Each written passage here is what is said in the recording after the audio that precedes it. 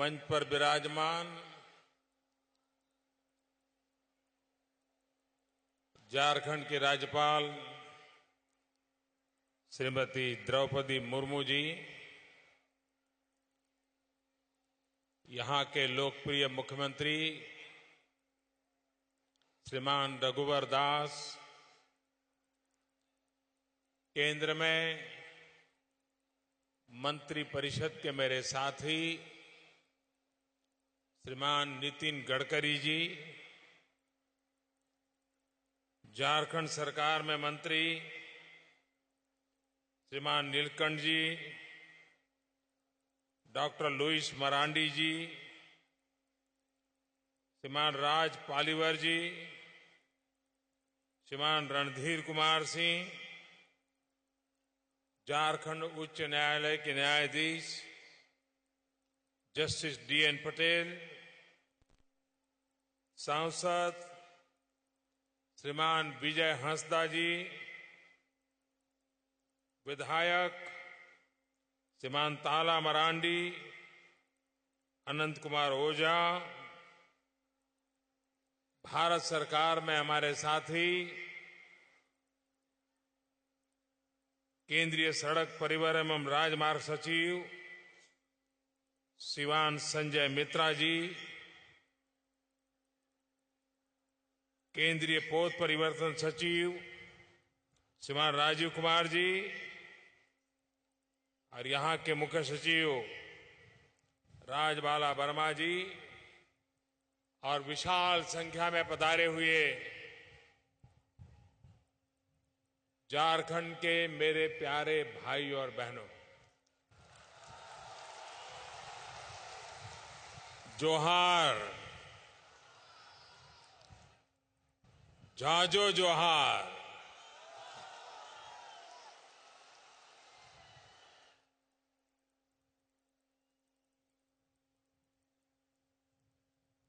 सांताल हुन रेन बीर सिदो कानू तिकिनाक जोनोम जायगाय डोबोक आकाना झारखंड राज्य रेनाक ओना धारती ओकारे गोगो गंगा रेनाक दाग सेकेज सेकेज आतुकान ओना डोबोक अक्कान।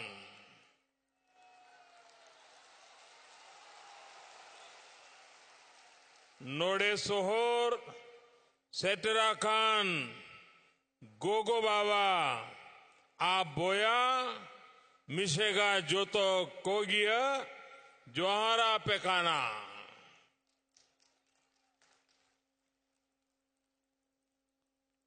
भाइयों बहनों,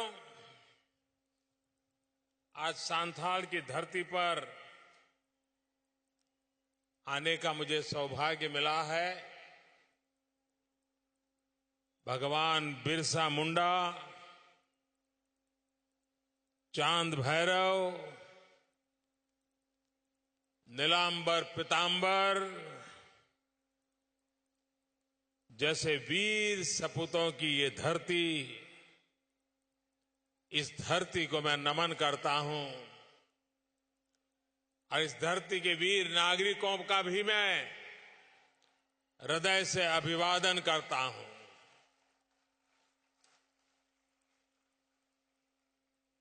आज झारखंड में साहबगंज की धरती पर एक साथ सप्तधारा विकास की योजनाओं का शुभारंभ हो रहा है।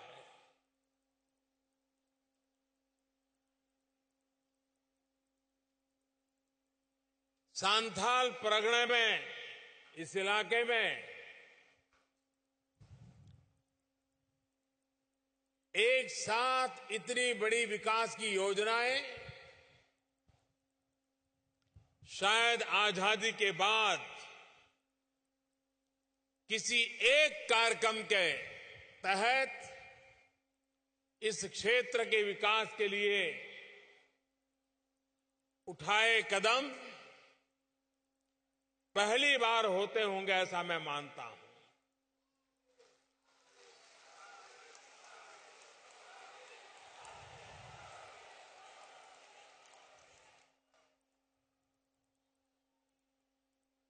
ये पूरे सांथाल इलाके का अगर भला करना है, यहां की समस्याओं का समाधान करना है, यहां के गरीब से गरीब मेरे आदिवासी भाई बहन, मेरे पिछड़े भाई बहन, अगर इनकी जिंदगी में बदलाव लाना है तो उसका एक ही उपाय है, और वो उपाय है विकास। जितना तेज गति से हम विकास यहां करेंगे, यहां के जन सामान्य की जिंदगी बदलने में हम सफल होंगे। आज एक बहुत बड़ा महत्वपूर्ण कार्यक्रम जो झारखंड और बिहार को जोड़ रहा है,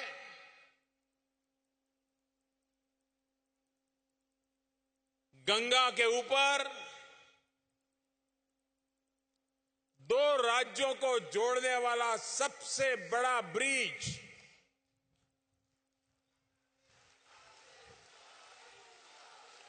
2200 करोड़ रुपयों से ज्यादा लागत,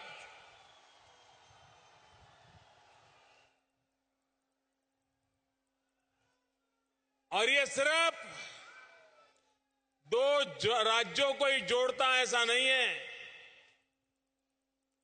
ये विकास के नए द्वार को खोल देता है।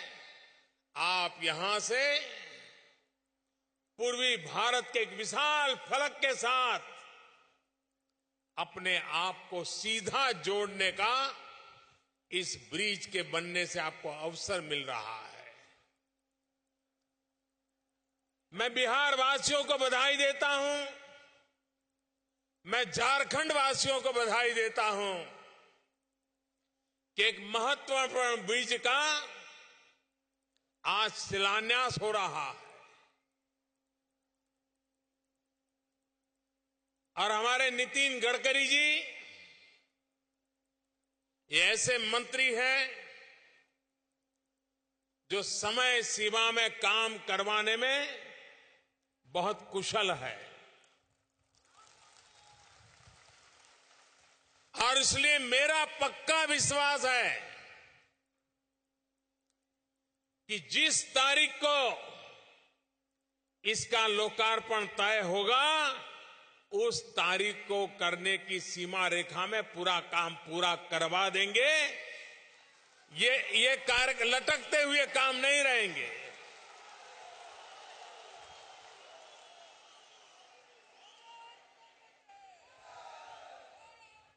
आप कल्पना कर सकते हैं इस इलाके के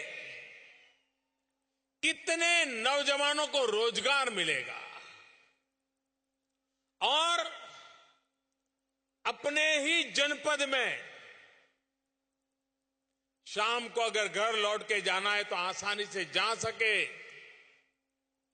वहां उनका रोजगार भी होगा। उसके साथ साथ ये काम ऐसा है कि उनका स्किल डेवलपमेंट भी होगा। एक नई हुनर, एक नई महारत जब 2-2.5 साल तक लगातार एक प्रोजेक्ट में लगते हैं तो किसी इंजीनियर से भी ज्यादा काम करने की ताकत उसके अंदर आ जाती है। इस इलाके में इस प्रोजेक्ट के कारण हजारों परिवार के नौजवान ऐसी ताकत प्राप्त करेंगे जो आने वाले दिनों में झारखंड हो, बिहार हो, हिंदुस्तान का और कोई इलाका हो, वहां भी अगर कोई ऐसे प्रोजेक्ट आते हैं तो इस इलाके के नौजवानों की पहली पसंद होगी और लोग उनको ज्यादा पैसे देकर के अपने यहां काम के लिए ले जाएंगे।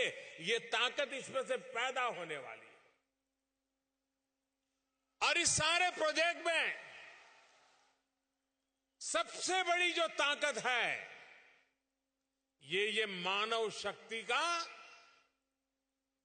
सुयोजित रूप से स्किल डेवलपमेंट करके विकास करना। मैं यहां के नौजवानों को शुभकामनाएं देता हूं। यह आपके आंगन में शुभ अवसर आया है। आप भी मन में ठान लीजिए, मेहनत भी करनी है और अपनी क्षमता भी बढ़ानी है। और एक बार क्षमता बढ़ गई तो दुनिया आपको पूछती हुई चली आएगी कि यहां जो अनुभवी नौजवान है उनकी हमें जरूरत है। ये बदलाव आने वाला है। आज मुझे यहां एक दूसरे कार्यक्रम का भी लोकार्पण का अवसर मिला है और वो है साहबगंज से गोविंदपुर तक सड़क का जो निर्माण हुआ है इसका लोकार्पण हो रहा है। पहले कभी यहां से गोविंदपुर जाना होता तो 10 घंटे, 12 घंटे, 14 घंटे लग जाते। अब ये जो नया रोड बना है 5-7 घंटे में आप गोविंदपुर पहुंच सकते हैं। कितनी बड़ी गति आई है आपके जीवन में इसके कारण, कितना बड़ा बदलाव आया है। और ये सिर्फ सड़क नहीं है, पूरे सांथाल इलाके को बीच से निकलने वाली ये सिर्फ सड़क नहीं है, ये पूरे सांथाल के इलाके के गरीब से गरीब नागरिक के जीवन में विकास का एक नया रास्ता खोल रही है, विकास की एक नई दिशा खोल रही है, विकास का एक नया लक्ष्य नजदीक ला करके रख रही है। और इसलिए सड़कें बहुत बनती हैं, यातायात के लिए काम आती है, लेकिन ये सड़क उन सड़कों में से नहीं है। वो सिर्फ जाने आने का काम नहीं, ये विकास की ओर बढ़ने का एक रास्ता बन रहा है और जो पूरे सांथाल इलाके की शक्ल सूरत को बदल देगा, ये मेरा पक्का विश्वास है। भाइयों बहनों, नदी को हम मां कहते हैं और मां हमें सब कुछ देती है, लेकिन कभी कभी ऐसी भी कहावत कही जाती है कि मांगे बिना मां भी नहीं परोसती है। गंगा मां सदियों से इस पूरे क्षेत्र को नवपल्लवित करती रही है, ये जीवन धारा के रूप में बह रही है। लेकिन बदलते युग में ये मां गंगा हमारे जीवन को एक नई ताकत भी दे सकती है। 21वीं सदी के विश्व में ये मां गंगा झारखंड को दुनिया से सीधा सीधा जोड़ने की दिशा में हम आगे बढ़ना चाहते हैं। क्या कभी आपने कल्पना की थी समुद्री तट के जो शहर होते हैं, राज्य होते हैं, वे तो अपने आप दुनिया से जुड़ जाते हैं, लेकिन लैंडलॉक इलाका झारखंड जैसा इलाका जहां निकट में कहीं समंदर नहीं है, क्या वह भी विश्व के साथ जुड़ सकता है? जिस प्रोजेक्ट को लेकर के हमारे नितिन गडकरी जी काम कर रहे हैं, और बड़े मनोयोग से कर रहे हैं। और उससे सबसे बड़ा काम होने वाला है, ये प्रोजेक्ट जब पूरा होगा तो ये झारखंड सीधा सीधा पूरी दुनिया के साथ जुड़ने की ताकत बन जाएगा। और वो प्रोजेक्ट है गंगा में मल्टी मॉडल टर्मिनल का शिलान्यास। बंगाल की खाड़ी तक यहां से जहाज चलेंगे, गंगा में जहाज चलेंगे, माल ढो करके ले जाएंगे और यहां की चीजें सीधे सीधी बंगाल की खाड़ी से निकल करके समुद्री मार्ग से सीधी दुनिया में पहुंच पाएगी। व्यापार के लिए, विश्व व्यापार के लिए जब इस प्रकार की सुविधाएं उपलब्ध होती है, तब विश्व व्यापार के अंदर झारखंड भी अपनी जगह बना सकता है। चाहे यहां के स्टोन चिप्स हो, चाहे यहां का कोयला हो, चाहे यहां के अन्य पैदावार हो, विश्व के बाजार में सीधा पहुंचाने का सामर्थ्य इसके अंदर आ सकता है। इतना ही नहीं, ये व्यवस्था बनने के बाद अगर यहां का कोयला पश्चिमी भारत में ले जाना है तो जरूरी नहीं है उसको रोड और रास्ते और रेल से लिया जाया जाए, वो बंगाल की खाड़ी से समुद्र के मार्ग पर उस ओर ले जाया जाए, सस्ता पड़ जाएगा और जो इस क्षेत्र में काम करते होंगे इनकी आर्थिक ताकत बढ़ाने में उपयोगी होगा। भाइयों बहनों, हमारे देश में हाईवे की चर्चा चिंता हुई। अटल बिहारी वाजपेयी की सरकार थी, तब हमारे देश के इंफ्रास्ट्रक्चर में दो महत्वपूर्ण ऐतिहासिक योगदान अटल जी की सरकार के इंफ्रास्ट्रक्चर के क्षेत्र के दो मैं कह रहा हूं, और तो सैकड़ों है। एक, उन्होंने पूरे हिंदुस्तान को स्वर्णिम चतुष्क से जोड़ करके इंफ्रास्ट्रक्चर को आधुनिक रूप देने का एक सफल प्रयोग किया, पूरा किया। दूसरा, प्रधानमंत्री ग्रामीण सड़क योजना, जिससे हिंदुस्तान के गांव गांव को, जैसे शरीर के अंदर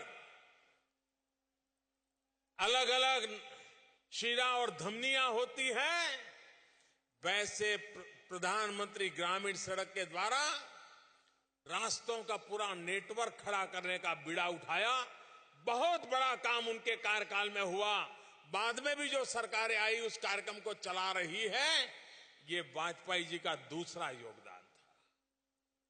भाइयों बहनों, हमने इंफ्रास्ट्रक्चर की बात आती है तो रोड और रास्तों की चिंता चर्चा की, हाईवेज बनाए,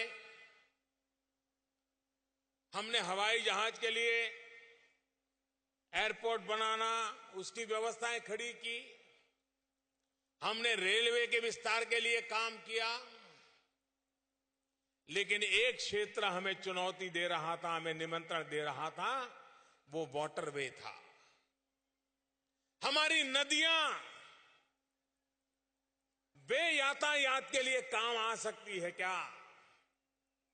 वर्तमान सरकार ने नितिन गडकरी जी के नेतृत्व में एक ऐतिहासिक नया फैसला लिया है कि हमारे देश की जो पानी से भरी हुई नदियां हैं, उसमें यातायात करके कम खर्चे में माल ढोने का पूरा अभियान चले।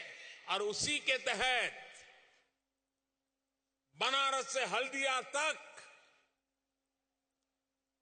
कार्गो ले जाने के लिए पूरी व्यवस्था विकसित हो रही है। झारखंड को बंगाल की खाड़ी तक जोड़ा जा रहा है। यहां से जहाज चलेंगे, नदी में छोटे छोटे नाव तो हमने बहुत देखे हैं, हजारों टन माल उठा करके ले जाने वाले जहाज चलेंगे। आप कल्पना कर सकते हैं विकास का कौन सा नया क्षेत्र हमारे सामने उभर करके आ रहा है। तो हाईवे है, एयरवेज है, रेलवेज है, अब आपके सामने है वाटरवे। ये वाटरवे, इसका एक शुभारंभ, शिलान्यास का आज काम हो रहा है। हजारों करोड़ की लागत आने वाली है। भारत में ये पूरा अभियान नए सिरे से हो रहा है और इसलिए उसका एक कौतुक भी होने वाला है। आने वाले दिनों में अर्थशास्त्री इस पर लिखने वाले हैं, इस पर चर्चा करने वाले हैं कि भारत इंफ्रास्ट्रक्चर में एनवायरमेंट फ्रेंडली इंफ्रास्ट्रक्चर की ओर कैसे आगे बढ़ रहा है। पर्यावरण की भी रक्षा हो, विकास भी हो, यातायात भी हो, गति भी मिले। ये कैसा काम हो, उसकी दिशा में तेज गति से काम बढ़ाने के लिए नितिन जी का डिपार्टमेंट आज काम कर रहा है। मां गंगा सब कुछ दे रही थी, अब एक नई भेंट मां गंगा के द्वारा विकास का एक नया मार्ग हमारे लिए प्रस्तुत हो रहा है। इसलिए मां गंगा का हम जितना ऋण स्वीकार करें इतना कम होगा। भाइयों बहनों, मैं आज झारखंड के मुख्यमंत्री श्रीमान रघुवर दास जी का एक बात के लिए बधाई देना चाहता हूं कि उन्होंने इन सांथाल इलाके के किसानों के लिए, पशुपालकों के लिए एक बहुत बड़ा महत्वपूर्ण कदम उठाया है और वो है डेयरी उद्योग का। पशुपालक को दूध अगर एश्योर्ड कीमत पर बिकेगा तो पशुपालन करेगा, अच्छा पशुपालन करेगा। आज वो पशुपालन करता है, या तो परिवार की दूध की जरूरत पूरी करता है, या तो गांव में अड़ोस पड़ोस में थोड़ा दे देता है, लेकिन इसका कॉमर्शियल मॉडल उसके दिमाग में आता नहीं है। जब डेयरी बन जाती है तो गरीब किसान, गरीब पशुपालक को भी ये पशुपालन, उसके द्वारा दूध उत्पादन और दूध उत्पादन का वैल्यू एडिशन कर करके मार्केट, एक बहुत बड़ी चेन बन जाती है। मैं गुजरात की धरती से आया हूं, अमूल भी वहां का जाना जाता है। हिंदुस्तान का कोई कोना ऐसा नहीं होगा जहां अमूल न पहुंचा हो। ये अमूल है क्या आखिर? किसी जमाने में सरदार वल्लभ भाई पटेल ने, उनके मार्गदर्शन में एक छोटी सी मंडली बनी। कुछ किसानों ने इकट्ठे आकर के दूध इकट्ठा कर करके काम शुरू किया और देखते ही देखते बढ़ता गया और आज अमूल का नाम विश्व में हो गया।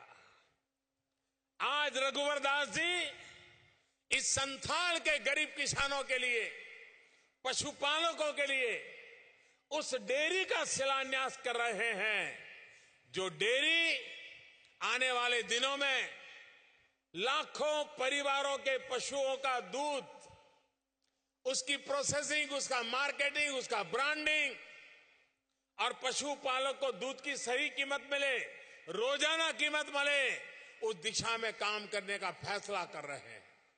मेरी उनको बहुत बहुत शुभकामनाएं हैं। डेयरी के क्षेत्र में गुजरात के डेयरी उद्योग को काफी अनुभव है। अगर झारखंड को गुजरात से कोई मदद की जरूरत होगी तो मैं जरूर उन लोगों को कहूंगा कि वे भी आपकी मदद करें और यहां के पशुपालक के लिए, यहां के किसानों के लिए एक बहुत बड़ा काम हो जाए, उनके जीवन में एक नया, क्योंकि जमीन कभी कभी कम होती है, लेकिन अगर पशुपालन अच्छा हो तो उसको एक ताकत मिल जाती है। और मैं मुख्यमंत्री जी से और भी कहूंगा कि जैसे उन्होंने डेयरी के काम के लिए एक बीड़ा उठाया है, वे डेयरी के साथ साथ शहद का भी काम कर सकते हैं। मधुमक्खी पालन के द्वारा जो पशुपालक दूध उत्पादन करता है वो शहद भी उत्पादन कर सकता है और डेयरी के मार्ग से शहद भी इकट्ठा किया जा सकता है और शहद का भी ग्लोबल मार्केट बन सकता है। हमारा किसान दूध से भी कमा सकता है, शहद से भी कमा सकता है और खेत की पैदावार से भी कमा सकता है। 12 महीना उसकी कमाई का उसमें गारंटी बन जाता है। मुझे विश्वास है कि रघुवर दास जी ने बड़ी दीर्घ दृष्टि के साथ, आज भले वो छोटा लगे काम, सरदार वल्लभ भाई ने जब प्रेरणा देकर के काम करवाया था बहुत छोटा लगता था, लेकिन वो काम आज दुनिया में मशहूर हो गया।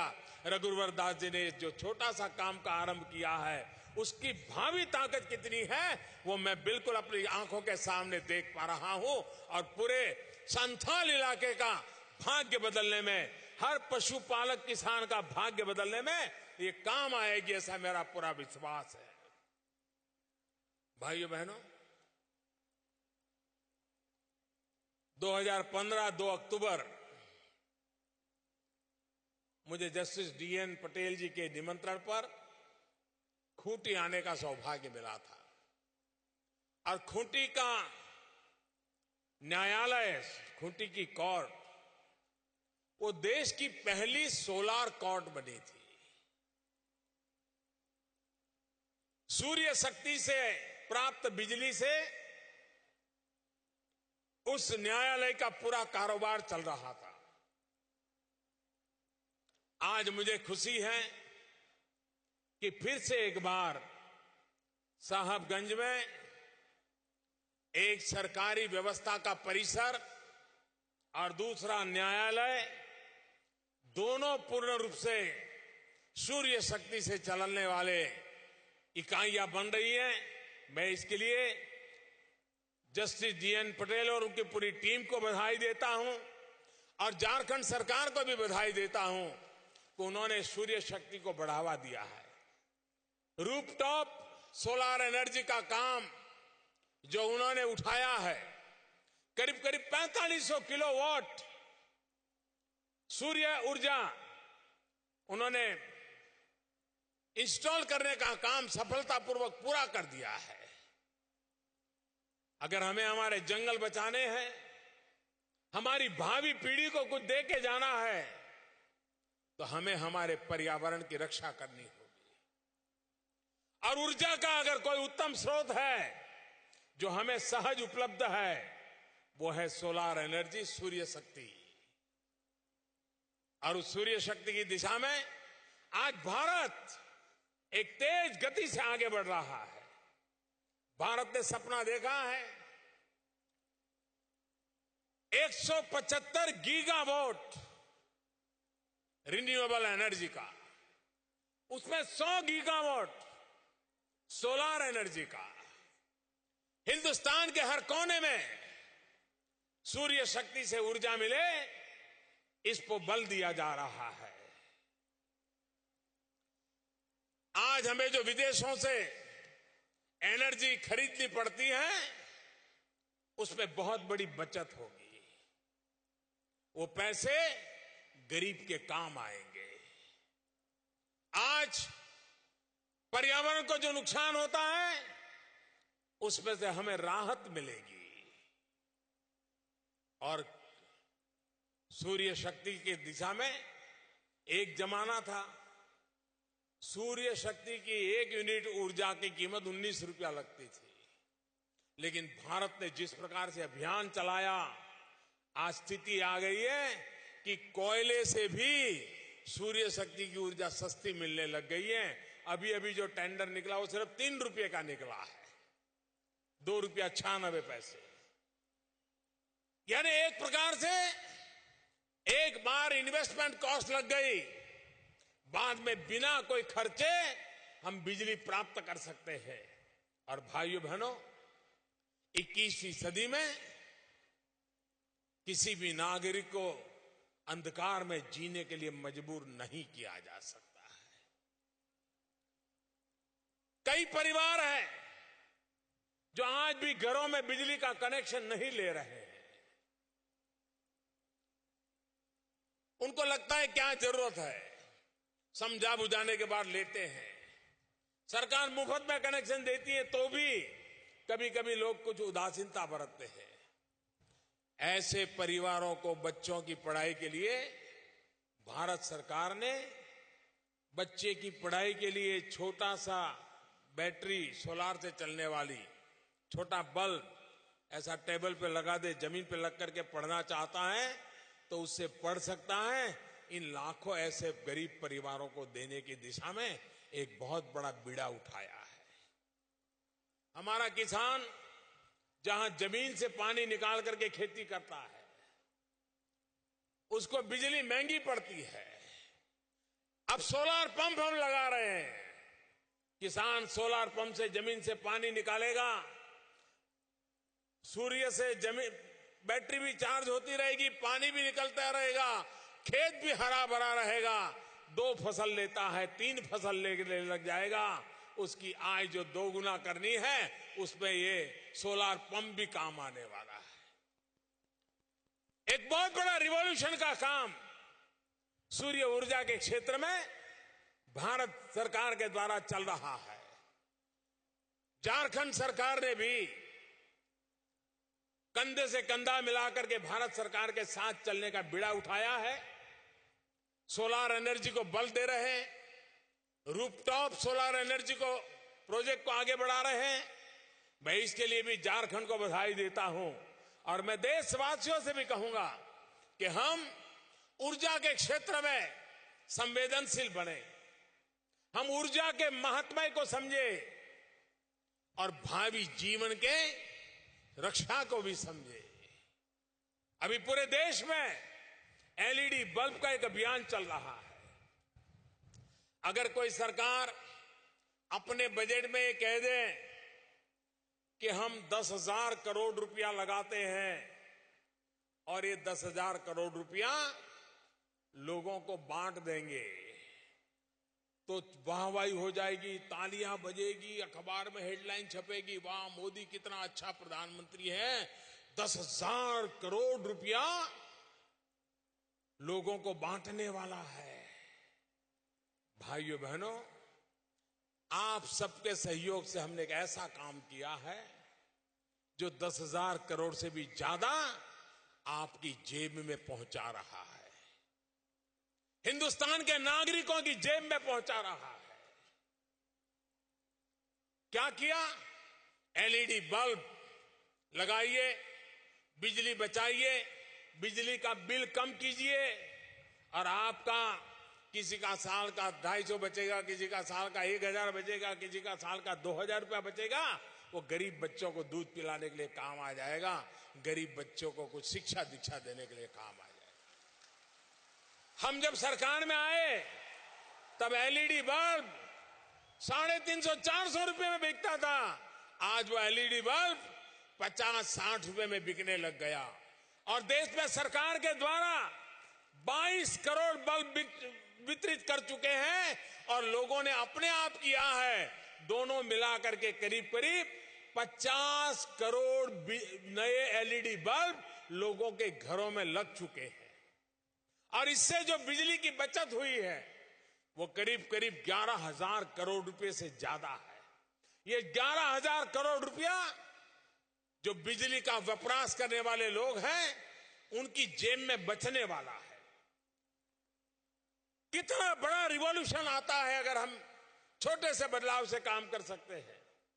तो बिजली बचाना, दूसरी तरफ सूर्य ऊर्जा का उपयोग करना, एक प्रकार से सस्ते से सस्ती बिजली की दिशा में जाना, तो एक 360 डिग्री जिसको कहे वैसा पूरा ऊर्जा का एक पूरा नेटवर्क बना करके काम आज सरकार कर रही है और उसका भी आपको लाभ मिलेगा।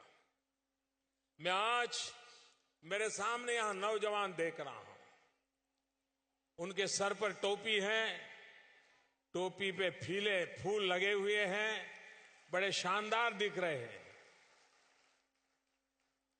ये हमारे आदिम जाति के बच्चे हैं, ये पहाड़िया समाज के बच्चे हैं। उनके परिवार में अभी तक किसी को सरकार के अंदर काम करने का सौभाग्य नहीं मिला है। सब लोग ताली बजा करके इनका अभिनंदन कीजिए।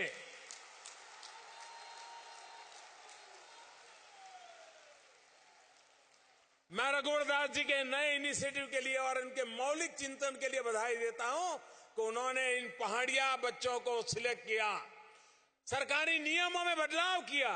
उनकी ऊंचाई कम थी तो उसको भी कॉम्प्रोमाइज किया, उनकी पढ़ाई कम थी उसमें भी कॉम्प्रोमाइज किया, और उनको ट्रेनिंग देकर के आपकी सुरक्षा के काम में लगाया।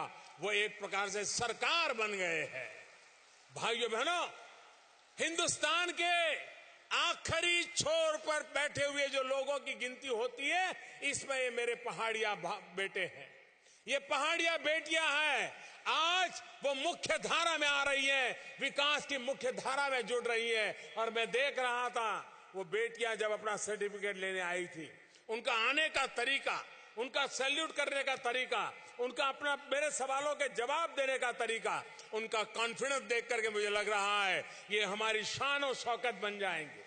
ये पहाड़िया बिरादरी के मेरे साथी, ये सारे मेरे नौजवान ये झारखंड के भाग्य को सुरक्षा देने वाली एक नई ताकत बन जाएंगे। फिर एक बार इनके लिए तालियां बजा करके गौरव कीजिए, रघुवर दास जी का अभिनंदन कीजिए। उन्होंने इतना बड़ा महत्वपूर्ण काम किया है। समाज के आखिरी छोर पर जो आदिवासियों से भी गरीब है, आदिवासियों से भी पछात है, 4-4 पीढ़ी तक जिसको स्कूल में जाने का अवसर नहीं मिला है, ऐसे सारे बच्चे आज हमारे सामने हैं। इससे कितना आनंद होता है।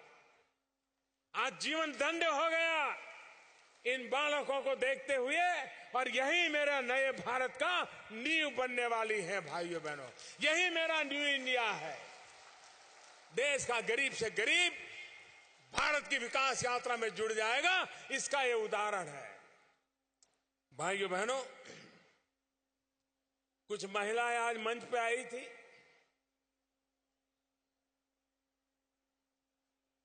आपको दूर से दिखता था नहीं दिखता था मुझे मालूम नहीं। झारखंड सरकार की तरफ से मैं उनको मोबाइल फोन दे रहा था, और मैं देख रहा था कि वे मुझे मेरे सब सवालों के सही जवाब दे रहे थे। उनको मालूम था ऐप क्या होती है, भीम ऐप क्या है, ऐप कैसे डाउनलोड होती है, इसके आर्थिक कारोबार इस मोबाइल फोन से कैसे हो, सब मालूम था उनको। मुझे इतनी खुशी हुई। जो संसद में हमारे साथी हैं वो कभी कभी कहते हैं कि भारत के गरीब को मोबाइल फोन कहां आएगा, कहां सीखेगा, कहां चलाएगा। मैं जरूर संसद में मेरे साथियों को मिलूंगा, तब कहूंगा कि मैं हिंदुस्तान में अति पिछड़ा इलाका संथाल में गया था, और वहां की मेरी आदिवासी बहनें मोबाइल फोन का क्या उपयोग हो सकता है वो मुझे सिखा रही थी। ये रिवॉल्यूशन है, ये डिजिटल इंडिया का रिवॉल्यूशन है, ये लेस कैश सोसाइटी का रिवॉल्यूशन है। और नोटबंदी के बाद हर किसी को लग रहा है कि अब हम अपने मोबाइल फोन से, अपने मोबाइल फोन को ही अपनी बैंक बना सकते हैं। छोटे छोटे सखी मंडल, उनका कारोबार, उनके बीच में एक मुखिया बहन, उसके हाथ में मोबाइल फोन, और मोबाइल फोन बैंक से जुड़ा हुआ, मोबाइल फोन अपने ग्राहकों से जुड़ा हुआ, एक पूरा नया रिवॉल्यूशन इस पहल से आ रहा है। मैं इस संथाल इलाके की सखी मंडल की बहनों को बधाई देता हूं। मेरा बहुत पुराना एक अनुभव है, वो अनुभव मुझे आज भी प्रेरणा देता है। मैं जब गुजरात में मुख्यमंत्री था तो दक्षिणी गुजरात में आदिवासी बस्ती के बीच में एक कपराड़ा करके सुदूर इलाका है। अब मैं मुख्यमंत्री था लेकिन मेरा वहां जाना होता नहीं था, क्योंकि उस इलाके में ऐसे कोई अवसर नहीं आता था। सभा करनी है तो मैदान भी नहीं था, पूरा जंगल ही जंगल था, और एक घर यहां तो दूसरा घर 2 मील दूर तो तीसरा घर 3 मील दूर। मैंने तय किया नहीं, मुझे जाना है। वहां हमने एक डेयरी का छोटा सा काम शुरू किया, एक चिलिंग सेंटर बनाया, जो दूध ठंडा लेकर के दूध ठंडा करने की व्यवस्था होती है। डेयरी में ले जाने से पहले थोड़ी देर जहां 2-3-4 घंटे दूध रखना हो तो वहां रखते हैं। छोटा सा प्रोजेक्ट होता है, 25-50 लाख रुपए में तैयार हो जाता है। मैंने कहा मैं उस प्रोजेक्ट के लिए आऊंगा, तो हमारे सब लोग नाराज हो गए कि साहब मुख्यमंत्री 25 लाख के कार्यक्रम में जाएंगे। मैंने कहा मैं जाऊंगा, मुझे जाना है। तो मैं गया। अब वो जगह ऐसी थी, जनसभा तो हो नहीं सकती। जनसभा 3-4 किलोमीटर दूर है, स्कूल के मैदान में थी। लेकिन उन्होंने दूध भरने के लिए जो महिलाएं आती हैं, वो अपने बर्तन में दूध लेकर के आई हुई थी। वो चिलिंग सेंटर पे आई थी, दूध वगैरह भरने का कार्यक्रम हो गया। और बाद में मैंने देखा कि वो महिलाओं ने अपना जो बर्तन था बाजू में रख दिया था और वो मोबाइल फोन से मेरी फोटो ले रही थी। करीब करीब 30 महिलाएं थी, हर एक के हाथ में मोबाइल था और वो भी फोटो निकालने वाला मोबाइल था। वो फोटो निकाल रही थी। तो मैं उनके पास चला गया। मेरे लिए बड़ा अजूबा था, इतने बैकवर्ड इलाके में आदिवासी महिलाएं दूध भरने के लिए आई हैं, गांव में किसान है। तो मैंने जाकर के पूछा आप क्या कर रही है? तो बोले आपका फोटो निकाल रहे हैं।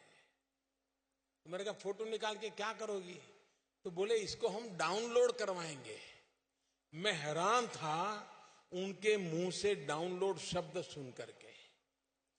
कभी कभी बड़े बड़े लोगों को भी पता नहीं होता है कि भारत के सामान्य मानवी में विज्ञान, टेक्नोलॉजी, आधुनिकता पकड़ने की ताकत कितनी बड़ी होती है। और मैंने आज यहां दोबारा एक बार इन मेरी आदिवासी बहनों के पास देखा। उन्होंने कहा कि हम डिजिटल रिवॉल्यूशन की धारा बन जाएंगे, हम इस काम को करके रहेंगे। मैं इन सभी सखी मंडलों को और मोबाइल फोन से कनेक्टिविटी के द्वारा एक डिजिटल क्रांति के सैनिक बनाने का जो अभियान चला है, इसके लिए मैं झारखंड सरकार को भी बहुत बहुत बधाई देता हूं। युग बदल चुका है, बदले युग में हम कैसे आगे बढ़ना चाहिए, उस दिशा में हमने चलना होगा। भाइयों बहनों, हिंदुस्तान का गरीब सम्मान के साथ जीना चाहता है। हिंदुस्तान का आदिवासी, दलित, पीड़ित, शोषित, वंचित सम्मान के साथ जिंदगी जीना चाहता है। वो किसी की कृपा पर चीजें ढूंढता नहीं है। उसका नौजवान कह रहा है कि मुझे अवसर दीजिए, मैं अपनी भाग्य रेखाएं खुद लिख दूंगा। ये ताकत मेरे इन गरीब आदिवासी लोगों के बच्चों में होती है, दलित, पीड़ित, शोषित के बच्चों में होती है। और मेरी पूरी शक्ति इन बच्चों के पीछे मैं लगा रहा हूं, इन नौजवानों के पीछे लगा रहा हूं, ताकि वो ही भारत के भाग्य बदलने के लिए एक नई ताकत के रूप में जुड़ जाएंगे, एक नई ताकत के रूप में देश का भाग्य बदलने में जुड़ जाएंगे और हिंदुस्तान का भाग्य बदलने में वो ताकत के रूप में काम आएंगे। भाइयों बहनों, भ्रष्टाचार ने, काले धन ने देश को तबाह कर दिया है। दीमक की तरह एक जगह पे बंद करो तो दूसरी जगह पे निकल आता है, दूसरी जगह पे सफाई करो तो तीसरी जगह पे निकल आता है। लेकिन आप सबके आशीर्वाद से भ्रष्टाचार और काले धन के खिलाफ लड़ाई जारी रहेगी। भाइयों बहनों, जिन्होंने गरीबों को लूटा है उन्हें गरीबों को लौटाना ही पड़ेगा, तब तक मैं चैन से बैठने वाला नहीं हूं। भाई,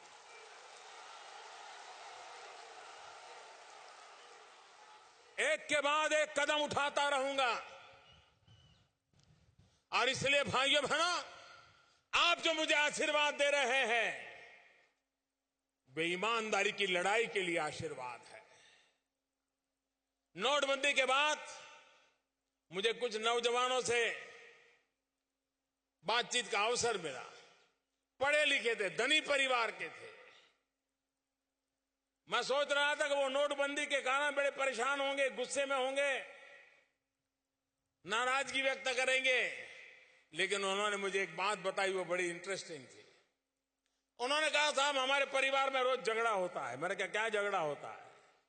बोले हमारे पिताजी को हम कहते हैं पिताजी आपके जमाने में जो सरकार थी, नियम थे, टैक्सी जितने ज्यादा था आपको चोरी करनी पड़ी होगी, की होगी।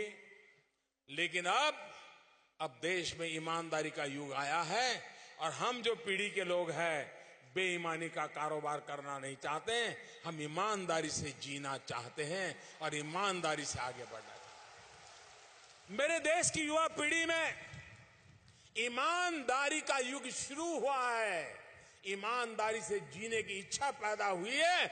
यही मेरे लिए शुभ संकेत है भाइयों, देश के लिए शुभ संकेत है। अगर देश का युवा एक बार मन बना ले कि मेरे पूर्वजों ने, मेरे माता पिता को, मेरे पिछले वालों ने जो करना पड़ा, अब हमें नहीं करना है। भाइयों बहनों, बिना चोरी किए, बिना लूट किए भी सुख चैन की जिंदगी जी सकते हैं, संतोष की नींद ले सकते हैं। और इसलिए हमने एक ईमानदारी के युग की ओर देश को ले जाना है। 2022 भारत की आजादी के 75 साल होने वाले हैं। भाइयों बहनों, ये आजादी के 75 साल ये सिर्फ दीवार पर टंगे हुए कैलेंडर का विषय नहीं हो सकता है। ये आजादी के 75 साल कैलेंडर के एक बाद एक डेट बदल जाए और 2022 आ जाए, वो यात्रा नहीं है। आजादी के 75 साल का मतलब होता है देश की आजादी के लिए जान की बाजी लगाने वाले इसी धरती के बिरसा मुंडा से लेकर के अनगिनत लोग थे। भाई क्यों अपने आप को खपा दिया था? आजाद भारत के सपने देखे थे उन्होंने और इसलिए अपने आप को खपा दिया था। क्या उनके सपनों को पूरा करने के लिए वे तो हमारे लिए फांसी के तख्त पर चढ़ गए, वे तो हमारे लिए जिंदगी जेलों में काट गए, वे तो हमारे लिए परिवारों को तबाह करके मिट गए। क्या हम उनके सपनों के लिए 5 साल, मैं ज्यादा नहीं कह रहा हूं दोस्तों, 5 साल 2022 तक जो भी करेंगे देश के लिए करेंगे, कुछ न कुछ करेंगे तो देश के लिए करते रहेंगे और देश की भलाई के लिए करेंगे। ये सपना 125 करोड़ देशवासियों का हो, 125 करोड़ देशवासियों का एक एक संकल्प हो कि आजादी के 75 साल होंगे, 5 साल बाकी है, 5 साल में मैं देश को, समाज को ये दे करके रहूंगा। अगर एक हिंदुस्तानी एक संकल्प लेकर के एक कदम आगे बढ़ता है, 2022 आते आते हिंदुस्तान 125 करोड़ कदम आगे बढ़ जाएगा। दोस्तों ये ताकत है हमारी और इसलिए समय की मांग है कि हम अभी से सरकार में है तो सरकार में, विभाग में बैठे तो विभाग में, नगर पालिका में बैठे हैं तो नगर पालिका, नगर पंचायत तो नगर पंचायत, स्कूल है तो स्कूल में, गांव है तो गांव में, मोहल्ला है तो मोहल्ले में, जाति हो तो जाति में, परिवार में तो परिवार में, कोई न कोई संकल्प करे कि 2022 तक यहां पहुंच के ही रहना है, करके रहेंगे। अगर एक बार हर हिंदुस्तानी का ये सपना बन जाए तो 2022 में आजादी के लिए जान मिटाने वाले महापुरुषों को हम ऐसा हिंदुस्तान दे सकते हैं कि उनको एक बार तो संतोष होगा कि अब मेरा देश सही दिशा में चल पड़ा। जिस देश के लिए मैंने जिंदगी खपा दी थी वो मेरा देश आगे बढ़ चला, उस सपने को लेकर के आगे चलना है। इसी एक कामना के साथ मैं फिर एक बार झारखंड की धरती को नमन करता हूं, भगवान बिरसा मुंडा की धरती को नमन करता हूं। मैं इन पहाड़िया नौजवानों को बहुत बहुत बधाई देता हूं। मैं झारखंड की जनता को शुभकामनाएं देता हूं। मां गंगा को प्रणाम करते हुए ये जो नया हमने अभियान छेड़ा है, मां गंगा के आशीर्वाद बने रहेंगे। हम एक नई, इस पूरे भूभाग में नई आर्थिक क्रांति मां गंगा के भरोसे लाएंगे। इसी एक अपेक्षा के साथ आप सबका बहुत बहुत धन्यवाद, बहुत बहुत शुभकामनाएं।